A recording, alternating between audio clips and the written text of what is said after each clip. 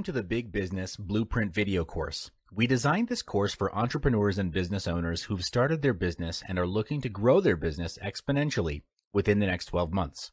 The course is separated into 7 different modules, with each part covering a specific area of your business. Each module represents a pillar, and mastery of each pillar would help you in strengthening your business foundation. In this first module, we'll cover the first core fundamental, which is your mindset. This is core because all of your actions originate from your thoughts, so it makes perfect sense that if you want to change your results, you must first change your mindset. Why is it that in this world there are rich people and poor people? Have you ever wondered what makes the difference between these two groups of people? What makes them get the results they want in their life? Is it their rich background? I don't think so. I've known people who come from rich families, but squandered their family riches over petty squabbles and lavish lifestyles.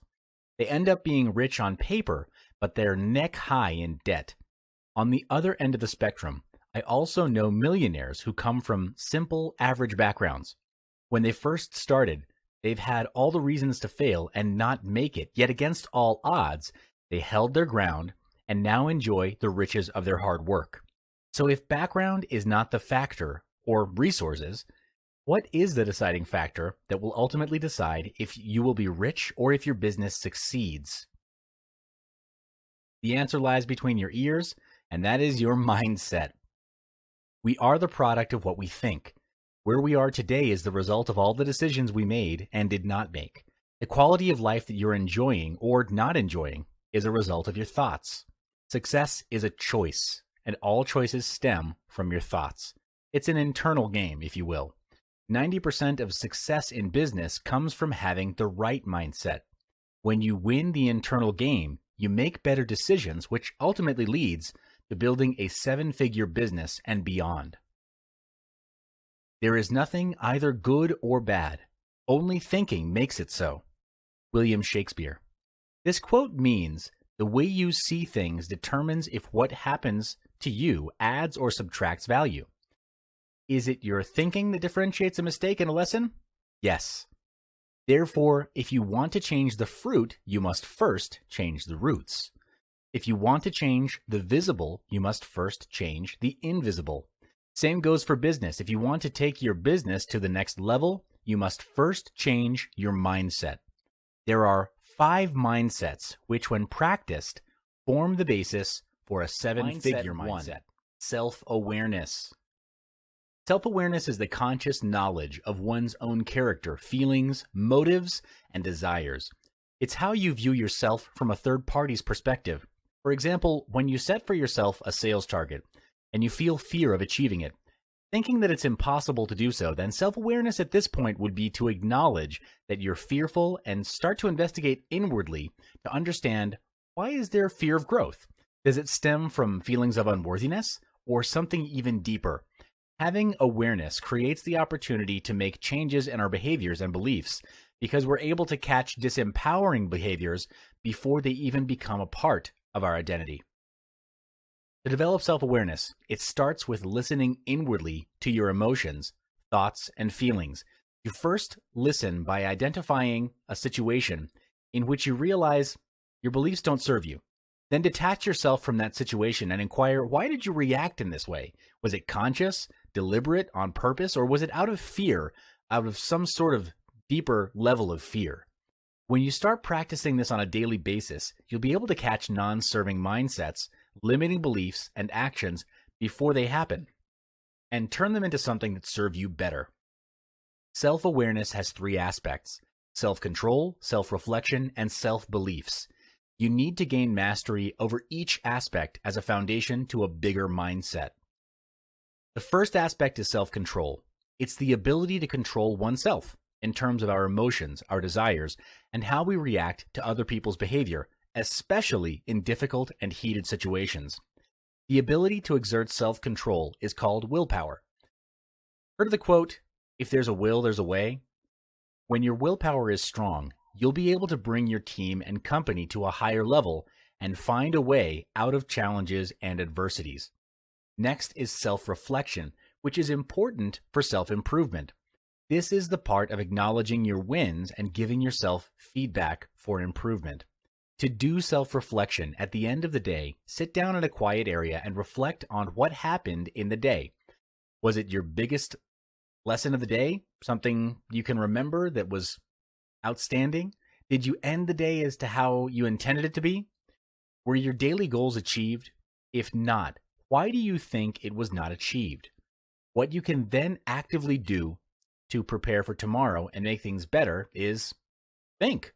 What can you actively do to prepare for tomorrow and make things better? Throughout this process, write your thoughts and suggestions on a piece of paper and have them as your personal or company goals. When you're setting your goals, be honest with yourself. Set goals that you're able to accomplish and strive to improve yourself day by day. This also translates into your company goals. The third aspect of self-awareness is self-belief. This is you believing in your talents and abilities with uncompromising conviction. This is very important because if you don't believe in yourself and don't believe that you're worthy of success, you'll be trapped in a self-fulfilling loop of self-sabotage. Here's a true story, and you've probably heard about this before, but lottery winners go broke within less than a year of collecting their winnings. If you do a web search on lottery winners who went broke, you'll see an extensive list. But why is that? It's because they weren't prepared to receive such a huge lump sum in one go. How big your business grows is proportionate to how big your mindset is. In order for your mindset to grow big, you must first discard your limiting beliefs. Take a look at your current belief system and ask if these beliefs are still serving you, or are they limiting your potential to be better? Discard any beliefs that do not serve or hold you back and install new beliefs that push you forward. Remember that you and your business will only grow as big as you do. So grow yourself and your mindset to be Mindset 2. Identify the big plan. Complementing your big mindset is having a big plan. Having a plan is crucial as it gives you clarity as to your priorities. To do this, on a piece of paper, write down everything you want to be, do, and have. Who do you want to be? What do you want to do? And what is it that you want to have? You may also list this down specifically for your business. Don't think, just write. Assume that money is not an issue, and if you write it down, it will be successful. So go all out for this. Pause this video, take 15 minutes, and do it now. Yes, now. Next, look at your full list and cross out goals that mean little to nothing to you personally. What I mean by that is if it doesn't excite you, move you, or scare you, cross it out because it would do little to nothing to challenge you to grow. At the end of it, you have a list of goals that truly mean something to you, and these goals are completed successfully. If they're completed successfully, your growth will be a quantum leap. To bring these goals into reality, set a time frame for that goal to be accomplished. Goals and dreams that are not acted upon are just wishes, or words and pictures on a piece of paper at best. For example, your business goal is to grow the business by 30% by setting up 3 more branches within 9 months' time. This is a measurable goal that has a quantifiable growth and a time frame for it to be achieved within. It's important for all of your goals to be quantifiable so you know your measurement of success. Next part is to take massive action. In the pursuit of taking action, you need to be mindful and self-aware of your actions. Are your actions effective and efficient? Are these actions taking you closer or further away from your goal? Track your daily actions in a productivity planner for greatest effect. Mindset 3, commitment and consistency. Earning a 7-figure income is easy for some, but not all. Above all, success comes with consistency and commitment. In order to earn 7-figure income, you have to commit to learning and evolving constantly. To constantly grow is the only assurance that your business will remain relevant for years to come. And if you're not growing, quite frankly, you're dying. As a leader in your company, you need to handle the direction and strategy of the company. Hence, where the company goes is dependent on your vision of the company. A leader can learn and evolve by having the first mindset shared earlier on reflection. Write out your thoughts and feelings and journey within to get to the root cause of your problems. Thoughts lead to feelings. Feelings lead to actions, and actions lead to results. Here's a surefire way to assist you in improving yourself as a leader. Practice Kaizen. This is the practice of deliberate and continuous improvement. It has its origins in Japan and is roughly translated as, quote, good change. The primary focus of Kaizen is to eliminate waste. Following the Kaizen philosophy, you take small steps forward. The fundamental principle of Kaizen is to take incremental improvements over a period of time. It's a process and a long-term commitment, which means its maximum potential is only realized when it's adopted into your personal lifestyle and company culture fully. Here are 4 steps to practicing Kaizen. Step 1, identify an area which you'd like to improve on. It could be in your personal life or in the business. 2, identify small specific tasks that will contribute towards achieving your goal. This is to approach your objective in a step-by-step approach, and the intention is to make it easy so that you'll start in the first place. Refrain from the urge to do many things at once. 3, prioritize your actions. After listing all the possible actions, balance out prioritization with your schedule. If your schedule is packed, then do the easiest action, which requires the shortest amount of time. If you're feeling motivated and have more time, start with the action that will make the biggest impact to yourself and your company. And step 4, create a timeline for each task. The purpose for this is so that each action that you take gradually develops into a habit. This also helps you to keep track of your progress. Mindset 4. Attitude determines altitude. Excellence is not about skill, but attitude. In order to achieve 7-figure income, you'll have to banish excuses that get in the way. Even when you fail, don't lose hope. Keep striving ahead and do your best. In life, there are no failures, really, only lessons. Just like Albert Einstein, he didn't stop trying even after multiple failures and attempts, because he knew that it was through those failures that he would learn, grow, and never make the same mistake twice. To be a leader, you'll need to be a good role model to your team members. You'll need to develop good habits as a stepping stone to your personal and business success. And when it comes to hiring staff, hire those who display a good attitude as well. How do you know their attitude towards work when you first meet them, though? You'll be able to identify their attitudes through the small things like punctuality, manners, sense of urgency, or willingness to ask relevant questions. The small things sometimes say a lot about a person. Why is attitude so important, and how does attitude play a role in moving the company to a higher level? Well, how you do anything is how you'll do everything. A staff with a good attitude will do anything and everything with their best effort. And these are the kinds of employees that you should look for and surround yourself with to be in your company. Mindset 5. If you're not growing, you're dying. The only thing constant in this world is change, and to keep up with that change and stay relevant means you have to learn. The world is moving forward every hour, every minute, and every second. Therefore, we cannot use yesterday's solutions to solve today's problems. The same goes for mindset. You cannot achieve a 7-figure income with a 3-figure mindset. The gap is just too big. Therefore, you and your team need to commit to growing themselves, not just in their skill and talent, but also mentally, emotionally, physically, and even spiritually. You might be wondering why so many areas. Well, try taking one area out. Does the business or would your staff still be able to contribute to their fullest potential? For example, if you take physical growth and improvement out of the picture, you'll have all of the money in the world, but be ridden with sickness and disease. No matter the amount you earn, your health can never be replaced. And bear in mind, though, if you're learning the wrong things, whatever you do will be wrong. This is when unlearning comes into play. Unlearning is as important as learning. It's a process of setting aside all thoughts and beliefs that no longer serve your interests or your company in today's world. You might find it hard to change yourself or even your habits, but the only time you start to see growth is when you feel uncomfortable. You can never reach a new level if you remain in your comfort zone. It's easy to fall back to your existing mindset if you surround yourself with people who don't support what you're trying to do. If you want to grow emotionally, intellectually, and in business, you've got to make sure that you're growing in an environment surrounded by positive people. These 5 mindsets are the fundamentals to handle your business growth.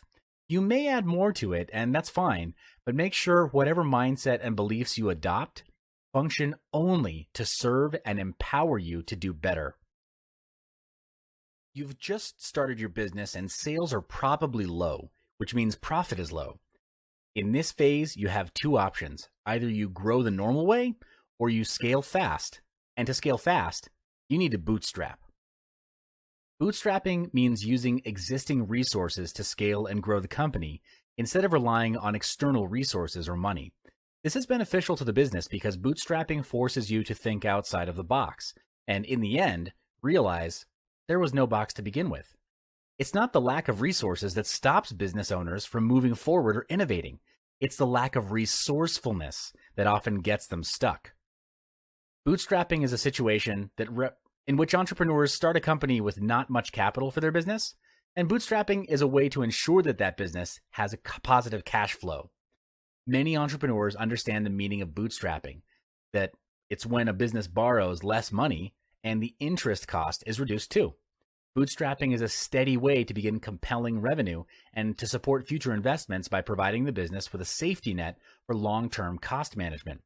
This will also provide professionals with the peace of mind that they need to focus on building relations with customers and other professionals. Business people don't have to issue equity, and they can concentrate on obligation on individual sources. With bootstrapping, entrepreneurs can't really experiment out of their forte. The first tactic is done is better than perfect. Too many fumble at this phase. They believe that they need to do the best, have the best, and be the best in order to launch a ground-shaking, heaven-splitting, pioneering product. But that's not required. You don't need to be great to start, but you do need to start in order to ever be great. Best is an illusion. Perfection is an even bigger illusion. From my experience, the pursuit of being the best is a fear of rejection, and too many focus on what other people will say. To get started, just get started. Get cracking. Put a time frame and have the product launch within that time frame. In business, if your product is an innovative product, you want to launch it before your competitors leverage off the first mover advantage. This advantage captures the first slice of the market pie, and when done right, it can establish either your position in the market or theirs. Which one do you want? Being perfect will kill your business and your idea because the key insight is this: version 1 is better than version none. Let's continue talking about bootstrapping. If you've just started your business and sales are low, that means profit is low. In this module, you'll learn the second tactic that many entrepreneurs are not aware of at this phase. Tactic number 2 is to use what you have to its maximum ability. This translates into being resourceful. This tactic will save you hundreds and thousands of dollars in the long run. And trust me on this when I say it's worth the effort. Before starting my own business and managing a 7-figure company, I got my business experience from working in the largest fast-moving consumer goods company in the world. The company is now worth billions of dollars and has an annual target of one key business unit in the company of over 150 million US. Yes, it's big. Yes, it's huge, and the numbers are glorious, but I saw its Achilles heel.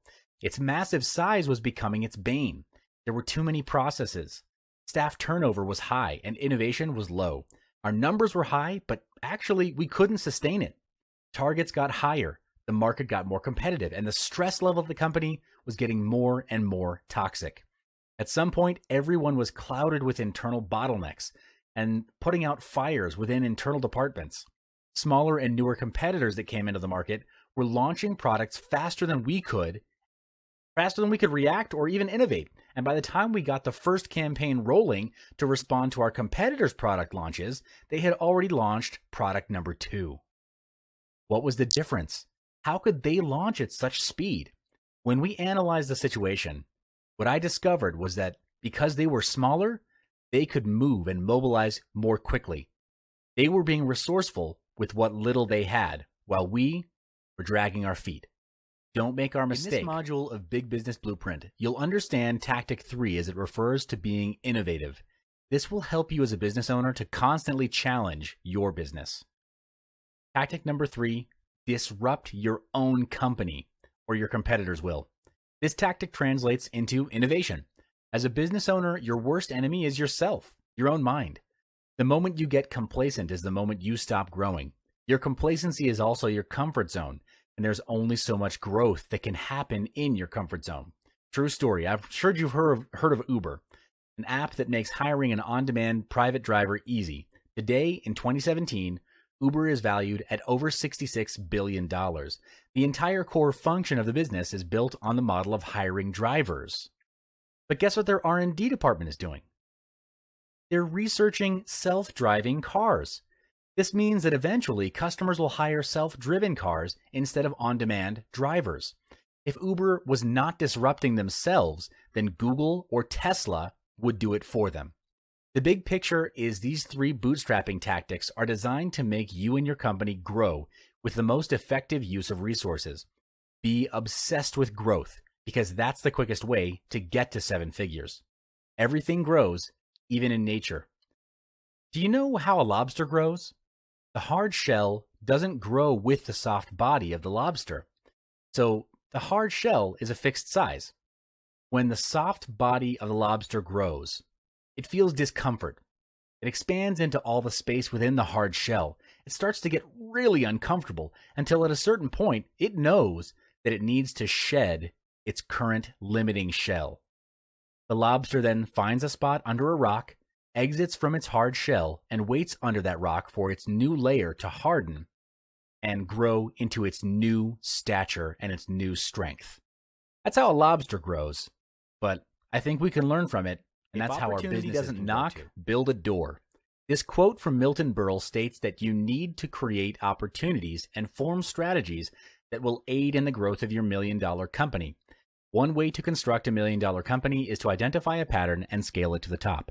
For example, Micah Adler, CEO of Fixu, a portable app designer, developed this company from under $1 million in revenue to over $100 million with just $17.6 million in funding and in only 3.5 years after its launch.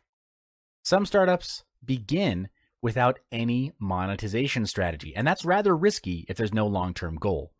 Twitter is an example of this phenomenon, but there are countless other companies out there building up their free user bases, hoping that inspiration and consequently financial stability will eventually strike along the way. But most gainful organizations work from one of 2 conscious models. Either they pitch a ton of modest items to many individuals, or they pitch a couple of big ticket items to a more limited purchaser list. What's more important than choosing is having a defined plan for monetization. Knowing how you'll make money from the start will prevent wasted time spent hoping that something profitable will come together for you miraculously. Hitting $1 million in revenue during your first year is no small feat, and you certainly aren't going to achieve that goal with a team of underperformers. Yes, hiring slackers is cheaper and easier, but you'll pay for this convenience when your end of the year sales numbers come up short, and they definitely will, trust me. Instead, you need to hire all-stars, and the fastest way to do this is to ask around for referrals. Pay particular attention to the sales hires you make, as these key employees stand to make the biggest difference in your business's bottom line. Finally, if you want to shoot for the revenue moon, you need to be absolutely militant about gathering data and acting upon the data, not your gut. When I approach an innovative marketing project, I prefer to work in short sprints of a few weeks or less, where we'll try something new, check the stats to see how the changes impacted revenue, and then either commit the changes or try a new test. Growing a company to $1 million in revenue in your first year isn't easy, but it is possible. Stick to the tips above and be ruthless about profitability. Even if you don't hit this particular goal, you'll earn the strongest sales results possible for your company. Strategy allows organizations to develop a clearer understanding of their own organization and what's required for them to succeed. It helps organizations understand their core capabilities, identify and address weaknesses, and mitigate risks. It can help organizations better design themselves so that they're focusing on the right things that are most likely to deliver the best performance, productivity, and profit both now and in the future. While strategy can be difficult for many organizations to commence, its benefits are far-reaching and many. From creating new business opportunities to streamlining the operations and engaging staff, a well-formulated strategy will enable increased growth, productivity, and profit, both now and into the future. Depending on where you are now in your business, a pay of $1 million may appear to be intimidating or very distant. The trick is to work backwards. That means if you want your business to earn $1 million a year, the business sales target per month is $83,333 a month, or $20,833 a week, or per day, $4,166. Now that there's some clarity, the next question is, where is the business now and what does the business need to reach that target? The reason having a strategy is so important is because it gives businesses time to get a sense of how they're performing, what their capabilities are, and if these capabilities are able to help them grow. A strategy can identify trends and opportunities in the future. It can examine the broader changes in the market, such as political, social, or technological changes, as well as consumer changes, and develop tactics so your business can modify and develop to suit these future changes. By creating a business strategy, a company can create a competitive advantage and ultimately understand more about themselves and where they're going. In summary, when you're bootstrapping, work your current resources to their maximum potential and be creative about it. Explore different perspectives and seek for alternatives. Operate the business on its bare necessities to keep the margins high and be obsessed with creating value. The first tactic in generating profitable offer ideas is by having a vision. Before starting with any ideas, you must first start with your vision. What's the vision of your company?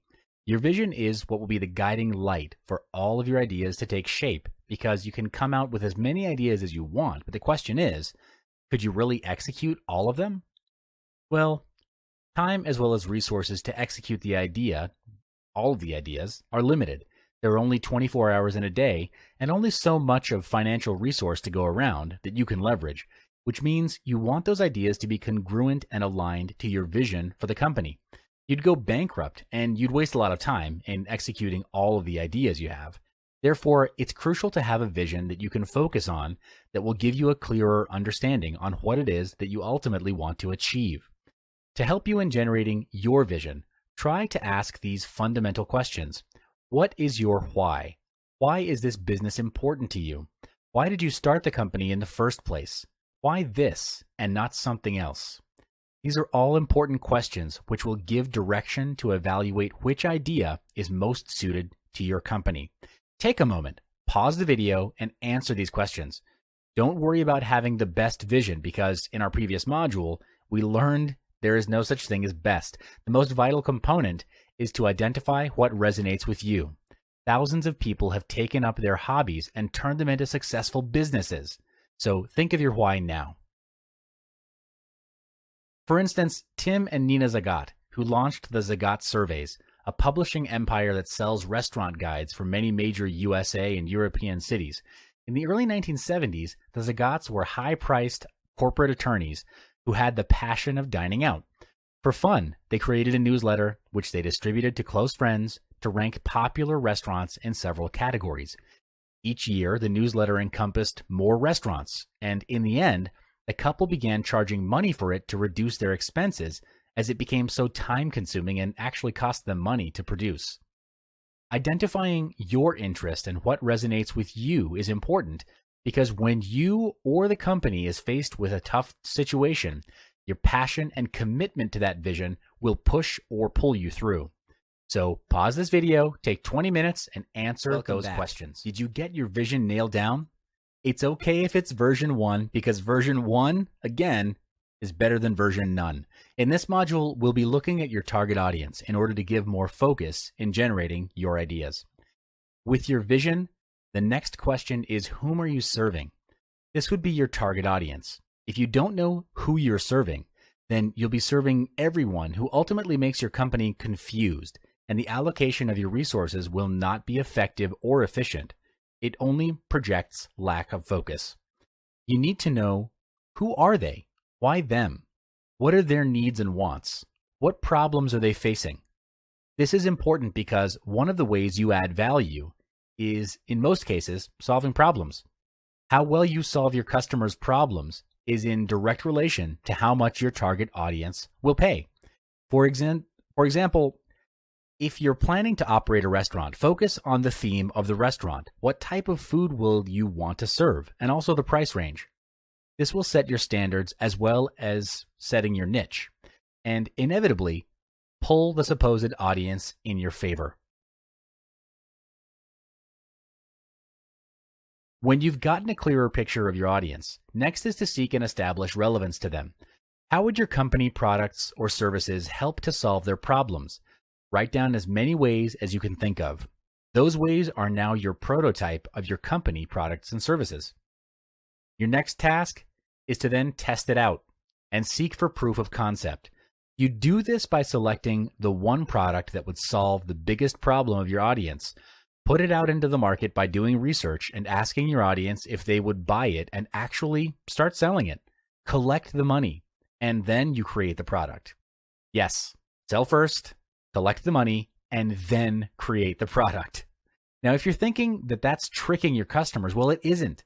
There have been too many companies that create the product first and only then find the target market to sell to, which, I mean, to me, it's insane. These companies would pump thousands of dollars into product research and development only to find out that it's not even what their customers want in the first place. So avoid wasting your resources and time and prove the concept with money, their money. This method is called failing forward fast. The process is this. You want to get an idea quickly that solves the biggest problem of your target audience. Ask if they would buy it, sell it to them, get the money, and with that money, you go to a manufacturer and make the product. Now, of course, you would have settled all the gaps required in between, like actually having a manufacturer on standby, a prototype product, a sales offer, discount for early buyers, and a registered company so that you're legal. If you don't have any of these, then yes, you are involved in a scam, and you should rethink your strategy. The reason for failing forward fast is so you can get the key insights to come out with a version 2 of the product. You also need to sell and collect the money up front because sometimes what your audience says they'll pay and what they actually pay is different. The moment of truth is when they reach into their pockets and actually hand you the money.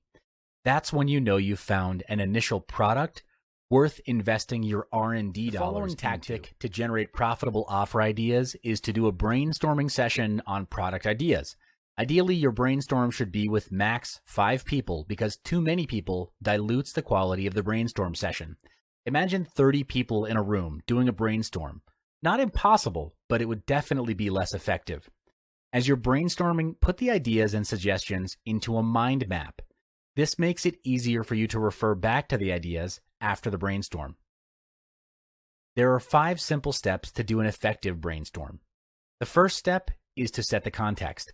This means that the tone and intention of the brainstorm is clarified up front. There's no right or wrong answer, and the focus on the brainstorming session is just to generate ideas. The last thing you want happening is for your people to withhold their ideas for fear of being rejected or ridiculed. Therefore, it's the responsibility of the meeting lead to set the climate for ideas to flow. You may also want to put on some brain music, generally classical songs, to get the creative juices flowing. Steps 2 and 3 are to start the brainstorm and get the ideas flowing. The idea is to turn it into a game, where the game is to imagine that there is a balloon that's being thrown around in the room. Every time someone speaks, the balloon bounces from one person to another, and it keeps afloat every time there is silence. The balloon floats closer to the ground. The moment silence passes too long, the balloon pops, and the process starts again. This makes the session fun and engaging. Step 4 is when the session is done, ideally after 20 to 30 minutes, evaluate the ideas. Discuss and decide with the team on what is the biggest problem faced by the target audience and which idea solves their problem. After a decision is made, you move on to step 5, where you write out action points. This then moves into the execution phase. Here, you list down all the required actions to bring the idea to life and assign these action points to your team. All action points must have a person in charge. Otherwise, there'll be a gap in your tactics in generating profitable ideas was designed to create new products. In this module, we'll discuss a way to shorten the idea creation time, and that is to reinvent the wheel. Yes, you must have heard the saying to not reinvent the wheel, which translates into don't be a pioneer and just take something that's already there. Well, that's true. However, when it comes to ideas, you would want to reinvent it. It's not about who did it first, but it's about who does it best. Our society is made to believe that everything is already set and there's no room for innovation. The truth, however, is without entrepreneurs coming in with new ideas or bettering previous processes, the world would be dull and boring. So always remember, it's not who did it first, but who does it best. And if you're fortunate enough to become your own business leader, you'll get an idea of where you need to reinvent yourself so competitors don't catch up on you. Remember to take the leap. Sometimes you just have to jump and take the risk to see if your ideas are worthy in competing in the current market. You'll never know unless you try. For instance, Mark Zuckerberg, the founder of Facebook, started off his days as a student in Harvard University, where his idea eventually gained popularity and then traversed the universe. It's very easy to lose focus when you feel you have odds stacked against you, and competition will always be there. So might as well just do it. We'll have more in-depth discussion regarding this tactic in the next module. So this is the second part of how to generate profitable offer ideas tactics, reinventing the wheel specifically. Reinventing in this context means taking an existing idea, stripping it down to its bare components, and then finding its key lever points and making it even better, even faster, and easier. The intention is to question the current ways of solving problems and getting things done. Just because it's always been done this way doesn't mean that this way is the best way. For example, the house rental market has been rather straightforward. You rent a house by entering into a contract with a landlord that decides the duration of rent and cost of rent with other terms and conditions. This has been going on for ages. Then you strip down all the components of this practice, which in this case is the landlord, tenant, rental, terms and conditions, contract, and home. You'll have the individual pieces that you then need to piece it together to create a new picture. So there would be questions like, what if the tenant was the landlord? What if rental was shorter and more affordable? What if I didn't need to book expensive hotels during my holiday? What if I could meet new people along the way? Breaking down these components is exactly what gave birth to Airbnb. If you don't know about it, Airbnb is an online marketplace where people can lease and rent short-term accommodations. This covers a wide range of vacation homes, apartments, homestays, hotels, and hostels. Today, Airbnb is valued at $31 billion. Just amazing. There are many more ways that you can use to generate ideas, but don't get caught up with finding the best way. Just pick one and get it done with. Remember that version 1 is always better than version 9. Welcome back to the Big Business Blueprint. To recap, we've learned how to generate profitable ideas offered. In this module, we'll be focusing on how to raise the capital for your business. In the world of business, capital represents the fuel for your business to run efficiently. If your business needs a bigger engine, you'll be needing bigger capital. A bigger capital will drive your business towards your desired destination. In other words, your goal, your financial goal. To do this, it will include loans for working capital, purchasing machinery, hiring more staff, or even refinancing existing loans. Plus, if you're trying to restructure your company's debt, refinancing your company's debt can assist you by freeing up some cash in your business for working capital and expansion. Additionally, the growth of your company's financial standards can assist you in securing new opportunities. It's not impossible to raise the needed capital for your business within a short period. My business managed to raise $125,000 in just 4 days. Now, my company wasn't built yesterday. Before I pitched to investors, my company had a long history of profits and sales. But this is crucial because I raised funds for my business through my investors.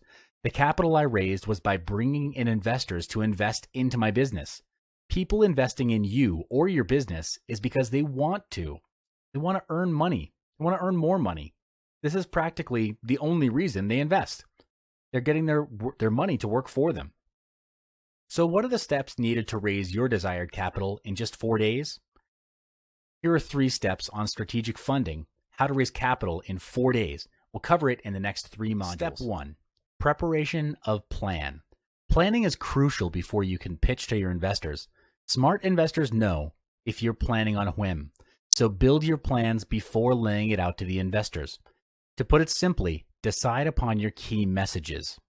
Key messages are indicators of your company's focus or goals. It could be a set of questions to put your company in the right direction. Questions such as, are you growing rapidly? Are you solving an obvious problem? Is your company's branding marketable? How can the investors benefit from the investment?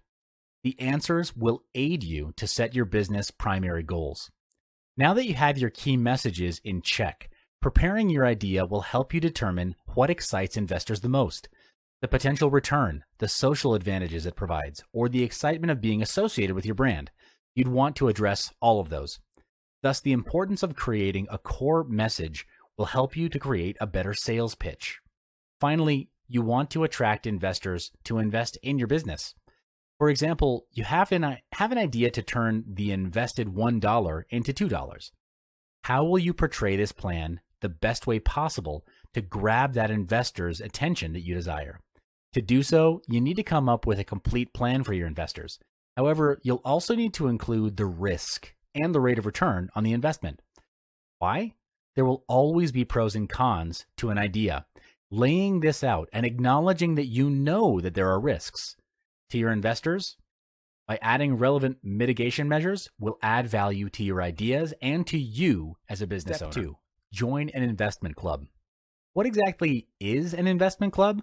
Well, it's a group of people who pool their money together to venture into investments. They're an organized partnership. They have members studying different investments for the group to decide whether to buy or sell based on the votes of the majority. When money is pooled together collectively as a group, bigger investment opportunities can be accessed versus any of them going solo. So after coming up with your business plan, join an investment club. While doing so, you could search for a mentor to guide you on how most investments work.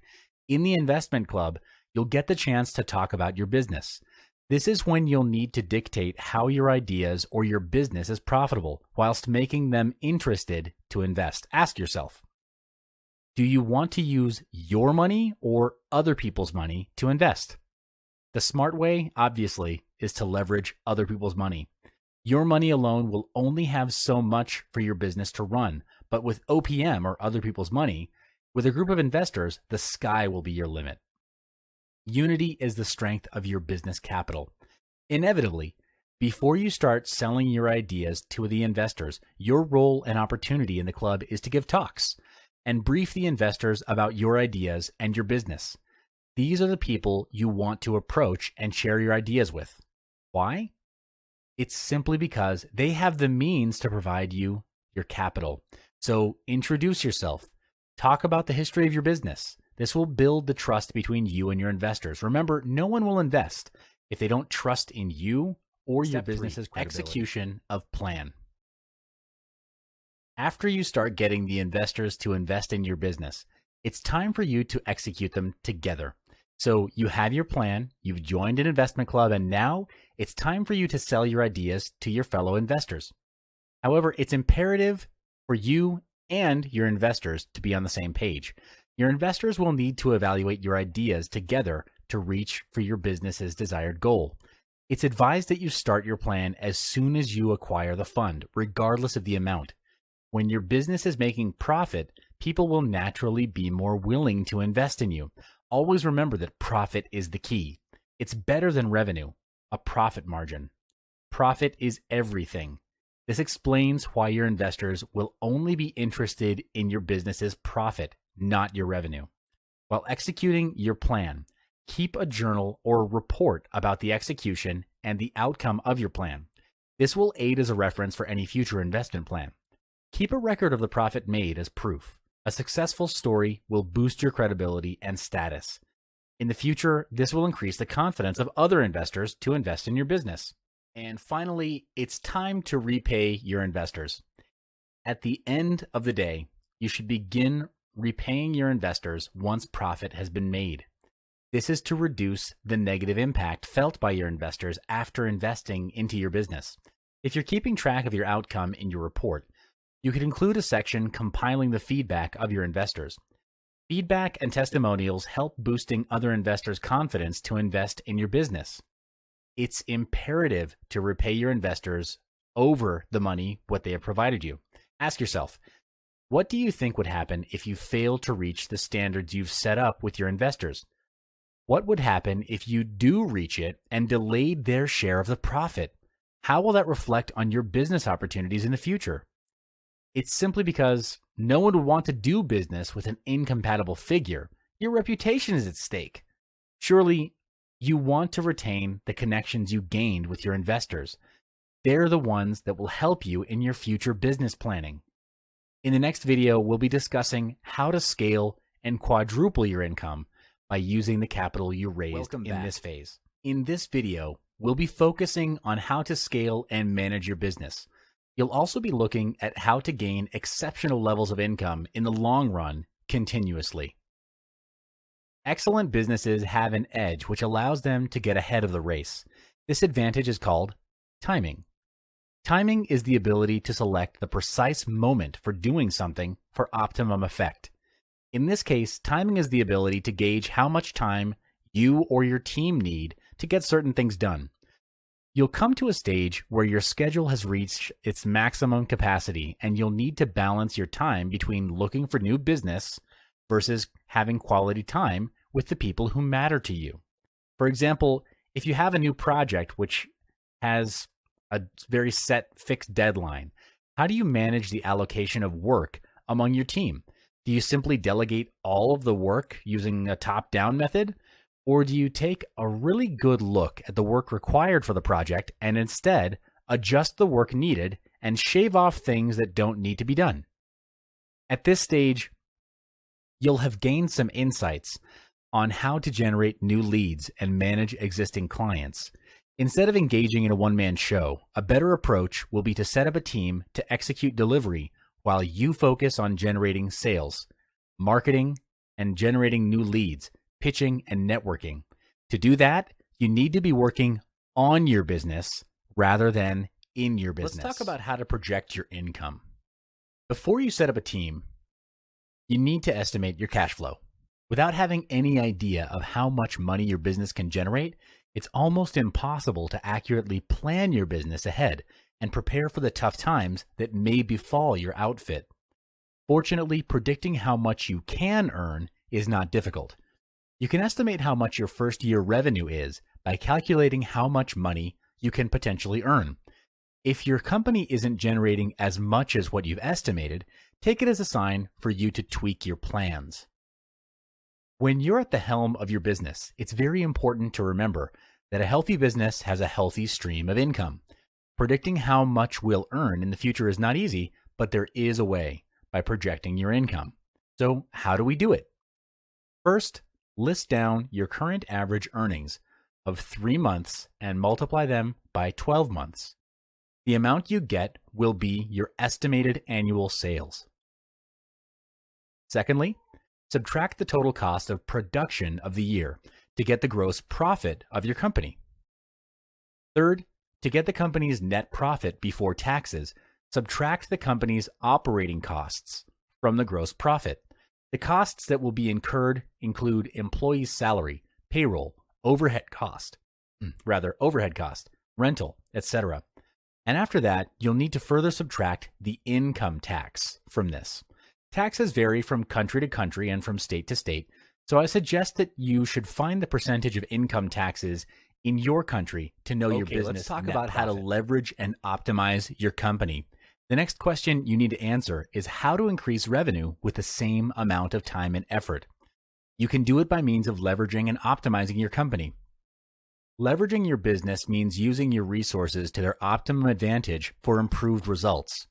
One big question that you need to ask to leverage is this: am I using all of my resources to their best advantage? Do I still have backseat roles in my team which don't really contribute to anything? Do I really need these backseaters to complete projects or tasks? If you answered no or maybe, your business is ripe for leveraging on your existing talent pool and optimizing your team size so there are no back seats. Companies which can achieve more results with fewer resources are great examples of leveraging. One example is Brand A, which produces higher quality vehicles even though Brand B spends more on research. An African proverb says, if you want to go fast, go alone. If you want to go far, you need a team. Many businessmen struggle in their businesses because they try to do everything themselves. Some result in hating the entire process because they end up performing tasks which are not their field of expertise, such as production or operations. Some end up having to work extra hours unnecessarily. And the irony here is that they build a business with the purpose of having more free time and achieve financial freedom, yet they get swallowed up and chained to the business. What you need here is actually a team which can execute the more operational and technical aspects of the company. This way, you'll have so much more time working on your business, not in it, which includes strategic planning and direction. The SAS strategy. As mentioned before, one of the perks of having a strong business is that you'll have more free time to focus on the management and directional aspects of your business. For this to happen, you'll have to start considering hiring a talented team of people to take care of the operational, daily, and day-to-day tasks.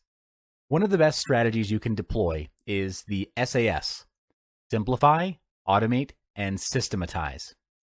Simplify. Keep things simple, organized, and straight to the point. Automate. Where tasks can be automated, automate them. Systematize. Build systems, processes, and standards by hiring managers that have knowledge of how to run the system.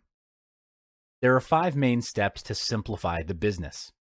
First, write down in detail all the tasks you need to do on a daily basis. This includes everything from processing payments to product creation and meeting clients.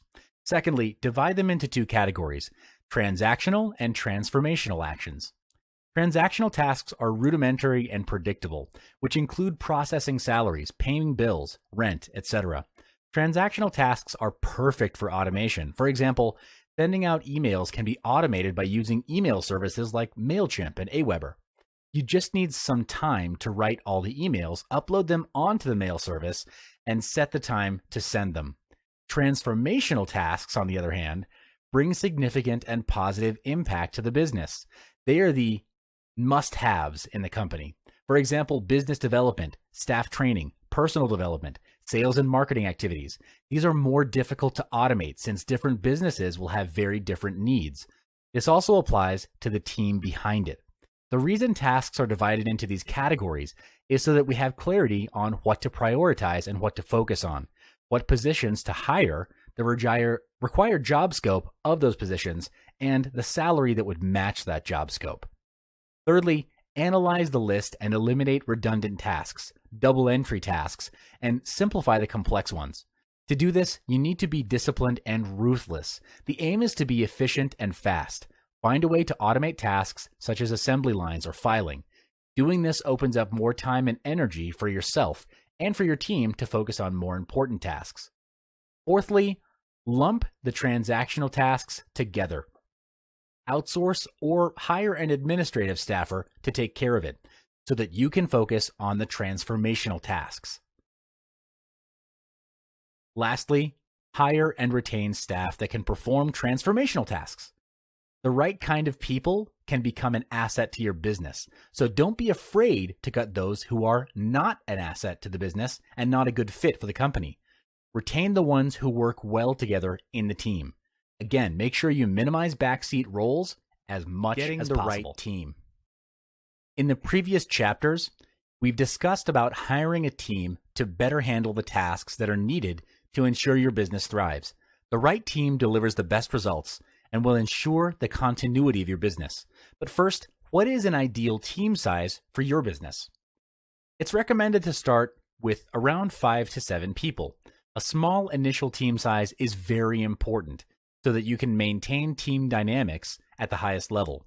Dynamics require a solid context. So unless a solid context is set at the beginning, a team that is too small will only operate on orders and become very transactional and operational. You need to be there physically most of the time to manage such a team, and opinions that matter really won't be voiced by your small team. You don't want that to happen because you want your team to speak their thoughts, debate, and challenge you in healthy ways. It's only through that process that you'll be able to spot and cover gaps in the business and ultimately do better. A yes person who says yes to everything, well, that kind of person is definitely a no-no on a team that's going to grow. Keep a healthy balance between operational staff, creative staff, and managers or supervisors in the team you hire. A good setup would be 2 managers or supervisors to every 3 staff. This is to keep the system running smoothly and maintain an optimal standards level. And again, keep in mind that you need to minimize the backseat roles in your business. So your staffers, they're not passive, but they're not managers either. Be clear on who you want and what positions you want to fill. You may do this from the list of tasks that you did earlier on. This will allow you more free time to start thinking on a higher level and work on your business, not in it. So do you want to hire a full-time staff, or do you want to only pick up contractual staff that only serve for certain projects? The answer really depends on you, whether you want a full-time or contractual staff. Each has its own strengths and weaknesses, of course. A full-time staff has the highest chance of developing company loyalty and a sense of ownership to both their roles and the business, and the result is a committed workforce. But a part-time or contractual team can be an excellent staffing option too for small or young businesses due to the potential for flexibility and the relatively low cost. Such workers necessarily work fewer hours, and so they'll cost less in wages. You could even outsource certain rudimentary tasks to keep costs low. In terms of hiring, it's recommended to go with long-term contracts. You may also want to consider having a profit-sharing scheme where the team can leverage off the business's success. This promotes empowerment, very strong staff loyalty, and lower staff turnover. This means less training time while saving you more time during the period of hiring. Improving leadership. Culture. If you happen to always end up with a poor performing team, let me tell you why. And it's a hard truth. The problem lies not with your employees, but with your lack of leadership skills. Sometimes your team can be excellent in performing their tasks, but there may be some aspects that you haven't really addressed or that have been overlooked that the performance does not reflect in the result. If you're facing this problem, there are 3 key points in managing and building an A team. The first one is creating culture. Culture is important as it sets the context and tone of the company. It governs mindsets, attitudes, and behaviors, which ultimately influence your sales and profits. If the company runs on a low energy level and your employees rarely converse with one another, what do you think the result would be? Well, definitely the result of the work becomes mediocre over time. To cultivate a high-performance work culture, you need to set rules, often referred to as a code of honor. You can do this by gathering the team and listing down the desired attributes, attitudes, behaviors, and results that would require the team to practice excellence and achieve your company's goals. The code itself is a list of guidelines that helps the team perform well under an effective leadership. Examples of the code of honor items are playing 100%, never leaving a teammate behind, always expressing gratitude, or always learning, to suggest a few. Filter out the unnecessary ones and then boil it down to a list of about 8 to 10 rules. Put them into practice and uphold them to the highest level to set the team into high performance gear. An example of a rule that I personally live by, rule number 1, commit to learning and personal development every day. On improving leadership, let's talk about learning and development. The second key point is to learn and develop. If the team is not learning and growing, then really they're dying. Therefore, your team needs to constantly sharpen their saw.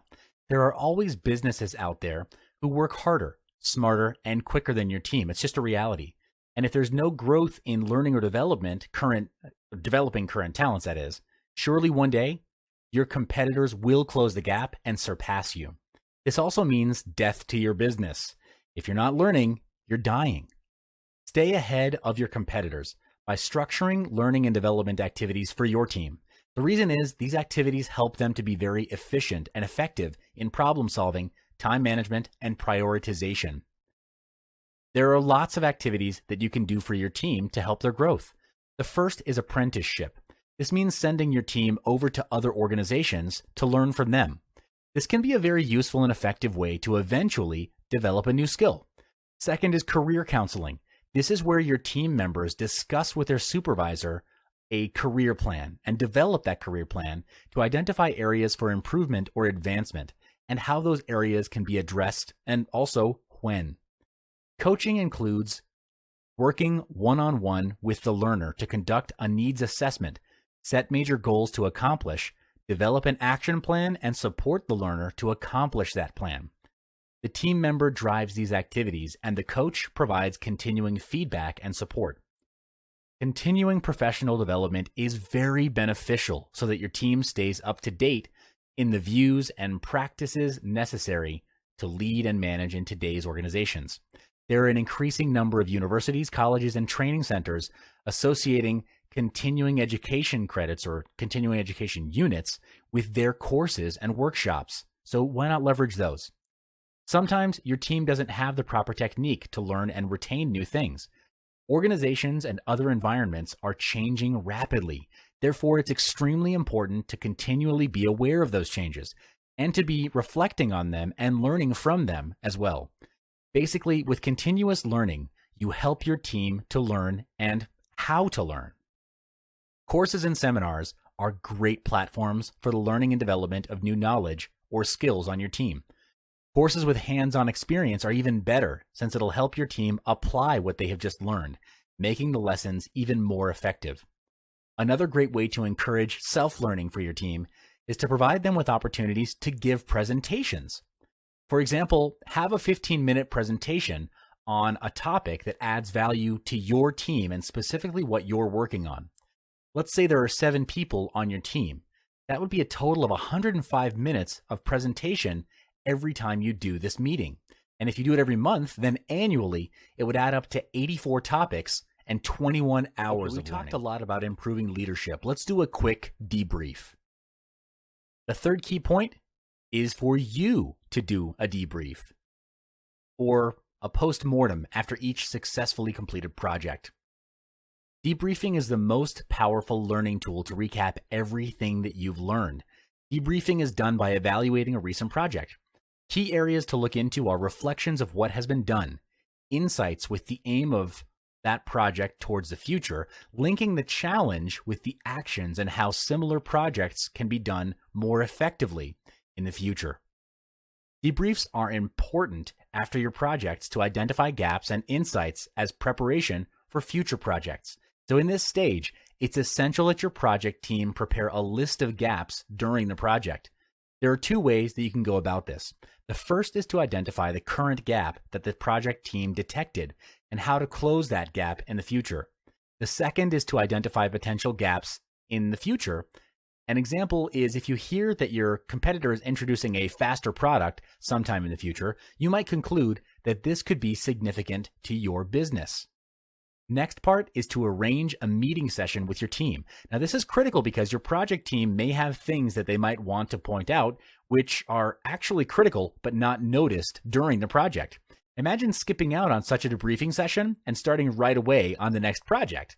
Not only would it cause the same mistake to be made over and over again without anyone realizing, but your project team may be demoralized and further risking the projects in the future because of low morale. Therefore, it's your core role in these meetings to be a facilitator and to lead by conducting the session without bias, regardless of any employee's rank and regardless of what they say. The following questions are designed to facilitate insights from your team. What happened? What should have happened instead? What did we learn? How can we improve? What are the action plans for this session? At the end of the session, you'd have an action plan that the team can execute to improve on any aspects where there's a gap. All right, some people avoid this, but it's very important. Let's talk about managing your finances. The final part of this module is to manage your finances. If you don't know how to manage them, then I recommend that you hire or outsource this to someone else. But as a business owner in charge of your team, you need to know what your finances are to evaluate your business growth. The strategy is to minimize expenses by maximizing profits through sales and marketing. To do this, you need someone to monitor your company's cash flow. Unnecessary expenses are identified from the task list we created at the beginning of this module. When you eliminate those unnecessary tasks, you cut down your expenses. Upon receiving revenue, pay your staff first and yourself last. This is to take care of the engine of your business, the staff, and keep it running. It will definitely be a huge payoff in the long run, trust me. Then pay for what's necessary to keep operations running, like office, rent, utility bills, internet, necessary equipment, etc. With the balance as net profit, allocate 10% to the growth and development of the team. This covers costs you'll need when sending qualified team members to seminars, workshops, investing in books and training videos. Do this strategically with a specific outcome in mind. Don't spend willy-nilly. Allocate another 5% to spend on R&R. The team simply can't be running 24/7, especially when it comes to creative work. The mind needs to rest and unwind, and funds are needed to accomplish that. There are business owners and team leaders who don't allocate any playtime for the team to recharge, and that always results in burnout and boredom. Without naming names, I can tell you that there are Fortune 500 companies that deal with internet commerce, and go ahead and Google the names of the top companies in the industry. You'll see examples of this. But when fund allocation is done in percentage versus value, the team is empowered, feels the sense of ownership for their work, and can contribute more actively in the company. All that needs to be done now is to increase productivity and marketing of the company. More revenue equals more profit. More profit equals more funds for learning, profit sharing, and R&R. When your business growth expands, hire a sales and marketing team to bring in sales for the company. Do high tickets to attract more profitable business projects instead of small projects with less profit. An example of a high ticket would be a 3 to 4 day coaching program to help your clients expand their businesses using your sales and marketing knowledge. Allocate 10% of your net profit into researching new business opportunities in the market, studying about the future market trend and expanding your current business. And allocate another 20% into building a new company using the same kind of strategies and tactics. Doing this will potentially double, triple, or even quadruple your income. I know it sounds incredible, but it's true. In summary, these tactics have worked for me and have allowed me to build a 7-figure business. These tactics and moves are from my experience. Your goal is to replicate this success by copying and pasting it into your business. You don't have to think. Again, don't reinvent the wheel. Just copy my business. The quickest way to achieve success is to model off of someone who's already there. Welcome back to another video. In this module, we'll be focusing on how to sell your business with a higher price and with less risk to the buyer. To sell your business, convince the buyer that you have a team that can run the business well after the transaction. The idea for people to buy a business is that they can ease into that business without any tinkering or working in the business. You'll also need to prove that your management team is locked into staying with your company after the acquisition. Next, you need to calculate your company valuation. There are several ways to do that, and in this video, we'll really only cover two. The first is enterprise value, or EV, over earnings before interest, taxes, depreciation, and amortization, or EBITDA. The second way is P over E, or price to earnings ratio. Both of these formulas are under business valuation multiplier. The EV over EBITDA formula is broken down to, again, enterprise value over its earnings before interest, taxes, depreciation, and amortization, while P&E, or P over E, stands for price to earnings ratio. We'll talk more about it in the next module. So how do you sell your business for a 4x to 12x multiplier? And what's a multiple anyway? A multiple measures some aspects of a company's financial well-being, determined by dividing one metric by another metric. The metric in the numerator is typically larger than the one in the denominator. A multiple works in a way that it is a measurement of risk. The inverse or reciprocal of a multiple shows the current return on an investment. So the higher the multiple, the less risk a buyer perceives in the transaction, and the more likely they'll pay more for the investment. For example, the inverse of a 4x multiple is 25%.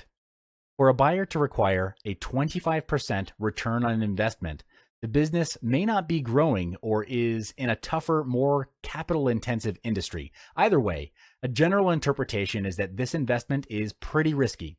In comparison, the inverse of a 12x multiplier is, get this, 0.08%, meaning that the buyer would be willing to pay 7 times only if the investment is much less risky. Okay, how to evaluate your business. A multiple is calculated as multiple equals performance metric A over performance metric B. A multiple can be used to show how much your business is worth in the market and how much you'll be able to make by selling your business away. For example, using the P over E ratio, if you plan to sell your company at 12x multiplier, how much will the price be? Or how much should your company be earning before you sell it away? The price of the company can be estimated by multiplying the annual earnings of the company by the multiplier of 12. Simple maths, but this formula can only be used as a rough estimation of how much your business is worth. However, a more precise way of doing it will be using the EV over EBIT DA formula. It's used to measure the cash flow available to the firm or business. EV to earnings before interest and taxes, also referred to as EV over EBIT, is used for less capital-intensive companies with a smaller depreciation and amortization expense. All multiples act as a single number that analysts can multiply by some financial metric to determine the relative value or worth. With the EV over EBIT DA formula, you'll be able to make comparison between you and your competitors who are doing similar types of business. After the business valuation, chances are your business is not worth as much as you expected it to be, or your business does not have a healthy earning history. So in the long run, the company might not be able to earn more than what you're already earning, increasing your company's worth before selling. How can you solve this alarming problem? Will you still be able to sell your business? Here's how you can turn the whole situation around by following these 7 steps. Step 1. A goal is a dream with a deadline. Set a target value on how much you want to sell your business for, and with a realistic time frame. For instance, if $5 million is a 12x multiplier, this is how you should be thinking. I want to sell my business for $5 million in 2 years' time. Find out how much your company needs to make annually to achieve your goal of selling your business away for $5 million. How can you achieve it? By driving in more sales, delivering more value, and having a higher profit margin. Step 2, bring in more sales. Create recurring revenue. Why isn't your business making money?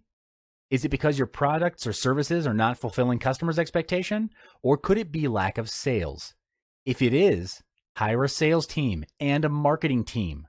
The sales and marketing team's aim is to bring in more revenue for the company, increasing the annual earnings of the company. Have a manager for each team to manage their progress, and each of them is to report to you on a weekly basis.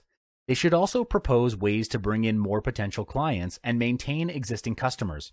Improving the customer's experience with the company is to make them raving fans of your company, and you need that kind of free press.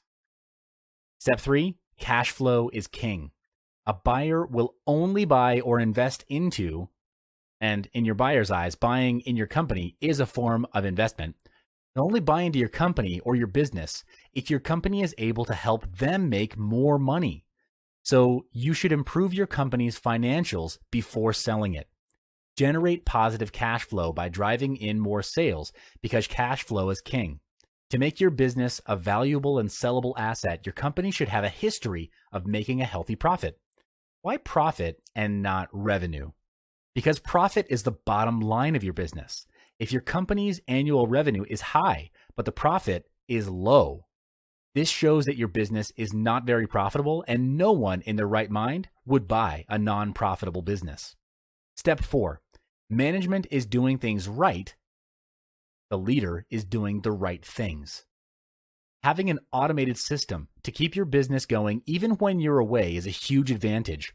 Put yourself in the buyer's shoes and look and think from their point of view. If you were the buyer, would you prefer to buy a business and work hard for the rest of your life, or buy a business that will run itself and make money for you? Obviously, the answer is clear. So you need to form a management team to manage and lead your employees instead of you managing them. Step 5, make them stay. Once you've found the suitable manager or leader, tell them your plan of selling the business. At this point, you might feel that you're betraying your fellow employees of the management level, but in life, everyone has different priorities, and you want to have freedom and some quality time with your loved ones.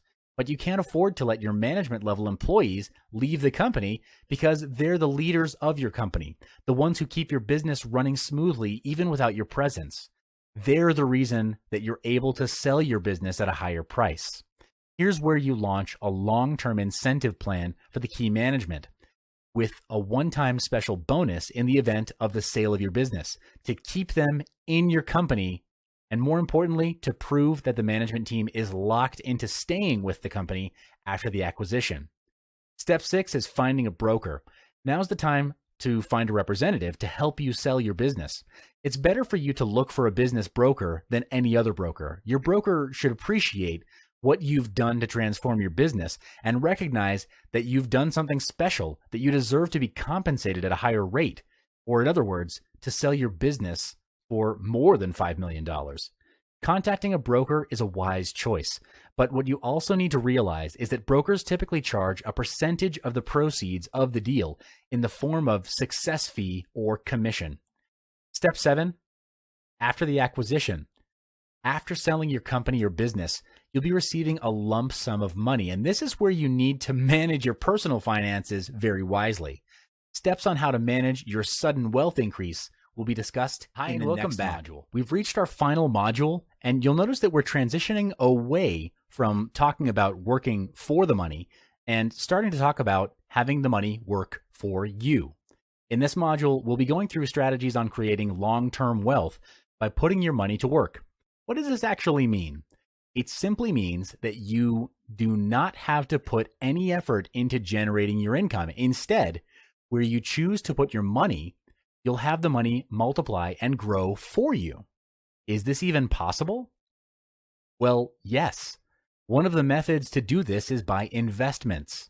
Investments are used to make money work and generate passive income, where adding passive income streams to your portfolio can aid you in increasing your earnings, as well as accelerating your financial goals in other tremendous ways.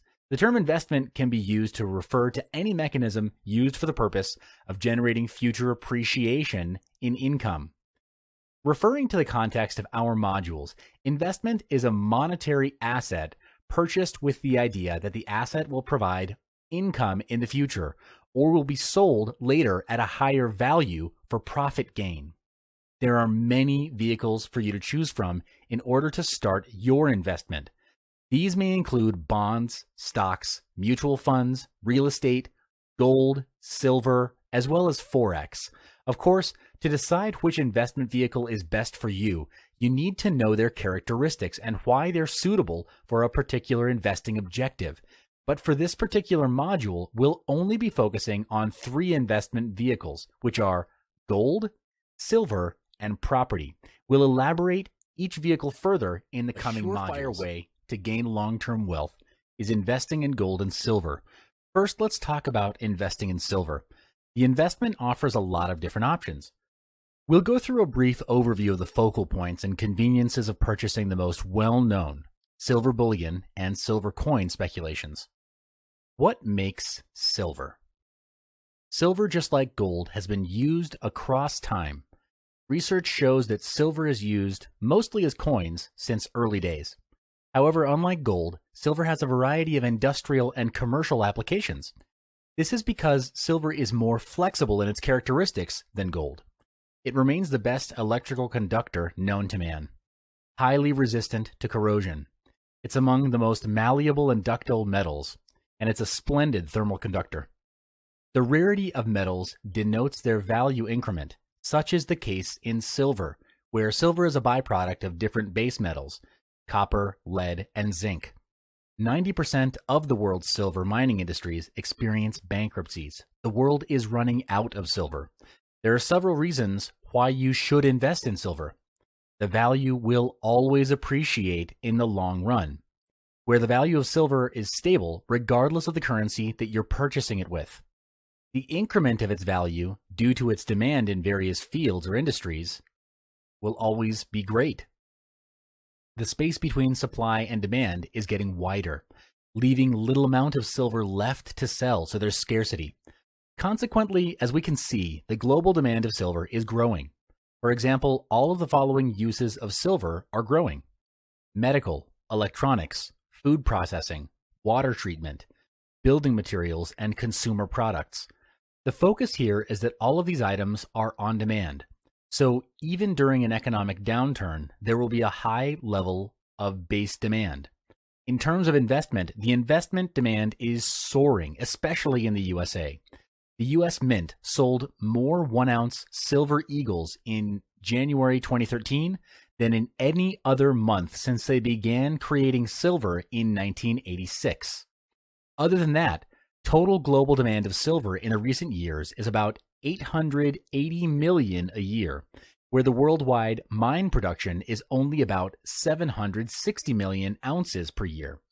This example clearly demonstrates how silver is still relevant, where the demand exceeds the supply due to its practicality. You can invest your resources into silver in 3 ways: silver bullion and coins, silver bars, and exchange trade funds, or ETFs. The easiest is to purchase silver bullion specifically. Coin and valuable metal merchants offer silver bullion both face-to-face and in digital transactions over the web. You can go to any place from 1 ounce to a 1,000-ounce bar, decently and promptly in the silver market. The benefit of bullion is that once you have it, its value is entrenched and matches the silver marketplace. Silver price is historically more volatile than the price of gold, in that the value can change rapidly. In other words, the price of gold will rise, where based on historical volatility, the silver price would be expected to rise by a higher percentage than the gold price.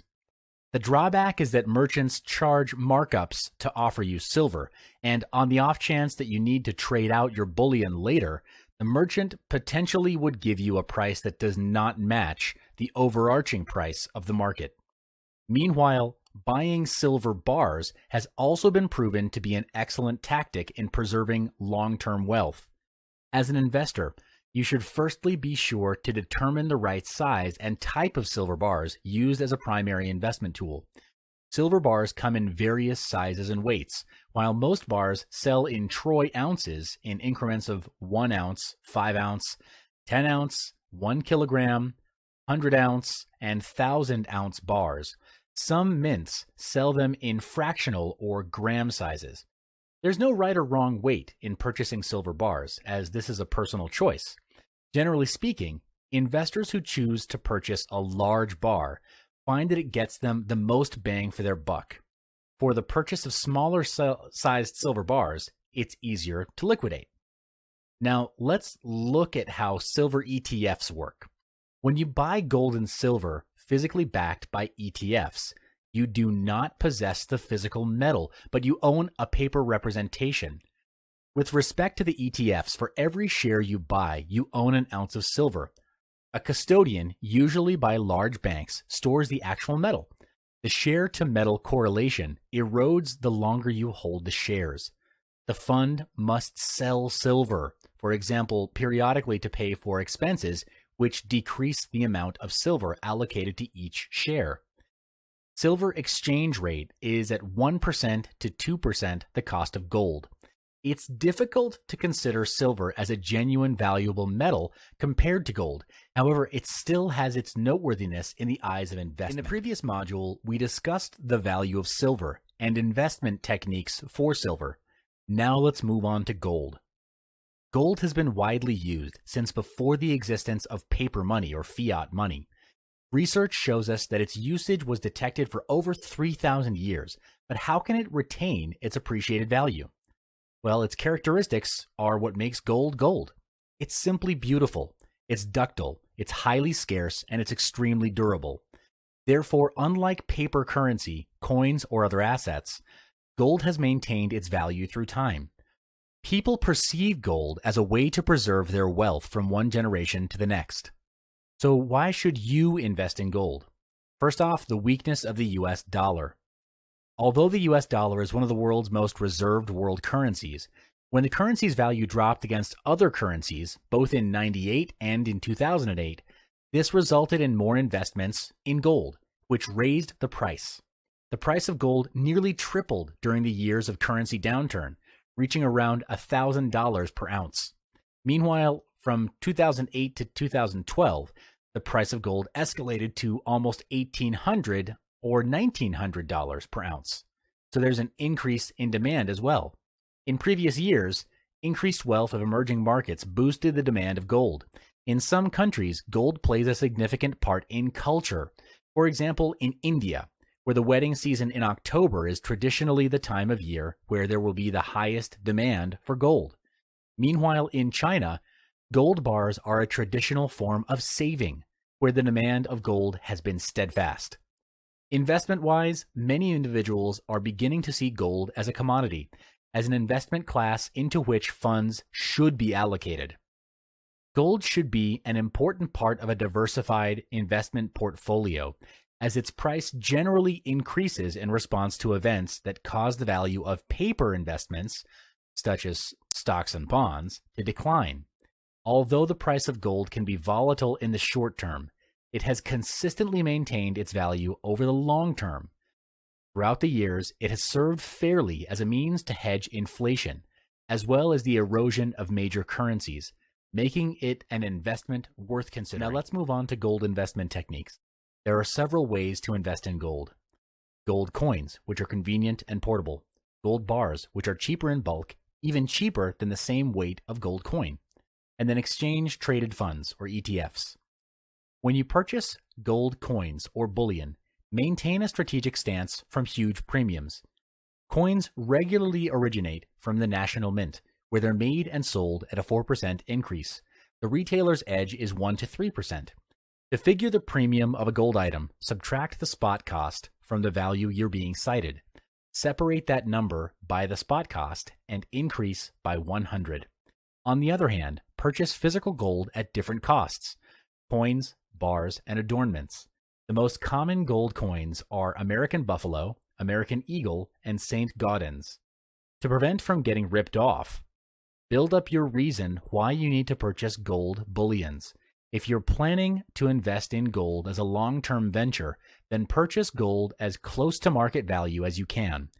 These tips will help guarantee that you get great value from your investment. Your savings will also depend on the quality of the gold you choose to invest in. For gold bars, you have to be aware that it comes in many different shapes and sizes, where buying in bulk will save you a lot of money. There are more than 30 types of gold bars in the world's regional market today. At the most expensive end of the gold bar spectrum is the 1-gram novelty gold bar that's minted for the gift market. Often coated in plastic, these may cost at least twice the cost of their gold bullion content. Cheapest of all is the 400-ounce or 12.4 kilo good delivery gold bars held by central banks.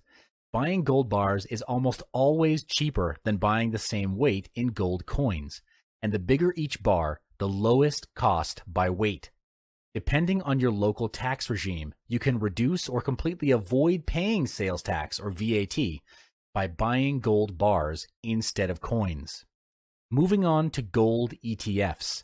As mentioned in the previous module discussing silver investment techniques, when you buy gold and silver physically backed by ETFs, you do not possess the physical metal, but you own a paper representation.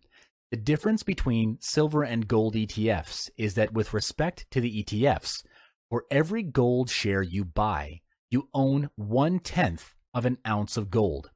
A custodian, usually a large bank, stores the actual metal. The share-to-metal correlation erodes the longer you hold the shares.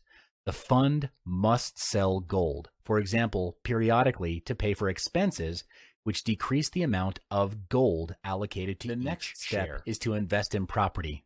Property investment is when you own or buy a property that you're not staying in and is generating income for you. This sort of income is passive income. With your business expansion, you'd want to keep your surplus of finance invested in precious metals or property. If the money only sits in a bank and does nothing, it will devalue over time due to the cost of inflation. Money, when not working, gets lazy and fat, and that is exactly what happens in a bank. A mere 1 to 3% interest rate gained is not enough to hedge against inflation of 10% or higher. There's a 7% gap at least. There are 3 steps to start investing in property: checking your funds, managing your finances, and creating an investment plan. The first step is to check your funds. This will give you a rough idea on the amount of cash that you have readily available to invest, or the remaining gap to invest. In this step, you would also need to understand all the costs involved in acquiring and maintaining a property, especially if it's your first time investing in one. If you do not do your research, it's easy to fall into the trap of a rookie investor. The property bought will have poor cash flow because after netting off all the uncounted expenses, net profit or net cash flow may be low to negative. To hedge against this is step number 2. Plan out a budget and manage your company profit and loss sheet, ensuring that recurring and operational costs are low and profit margins are healthy. A recommendation is to allocate 10 to 20% of company net profits into investing into property. Be disciplined about this, and after 1 to 3 years, you'll find that the company assets have doubled or tripled over the years because of the capital appreciation of good property. Step 3 is to create an investment plan. A successful long-term wealth creation through property investment requires that you set your personal goals, decide where you would want to end up, and then formulate a plan to get there. The purpose of the plan is to serve as a structure for you to stay in the game. Your investment plan may include detailing your strategy, doing your research, and setting up your preferred criteria for investment. Now that you're familiar with how to invest in property, let's focus on property investment technique. To start investing in property, these are the fundamentals that you have to know: the price tag of the property, the amount it will cost to maintain the property, how much rental pay you'll get, if of course you're planning to generate rental income, how much your home loan reimbursements will be if you're planning to generate capital gains. Your property venture group is one of your best resources as you develop your property portfolio. Research your group before you begin putting resources into property and cash over the long term. Your group will incorporate many other roles. The must-have roles in your property speculation group will include your ANZ, Home Credit and Protection Authorities. They assist in home loans. Your legal advisor. Their task is to safeguard your legal rights and facilitate the transfer of your property. And your accountant. They provide financial guidance and assistance during real estate transactions. They also prepare financial reports on behalf of property owners and real estate developers. The last step is to set your investment goals. Goal setting is important in investments because if you don't have a clear goal, you'll fall for everything. Then at the end, you'll end up having many different investments which may be giving you good returns, but really have no strategy. It's not an effective move. Because if you had pooled the money together, you'd be able to invest with a clearer direction. To do this, sit down with your financial advisor and chart out your strategy for the next 1 to 3 years. You should include projections based on current market trends to see if an investment vehicle is worthwhile to be in.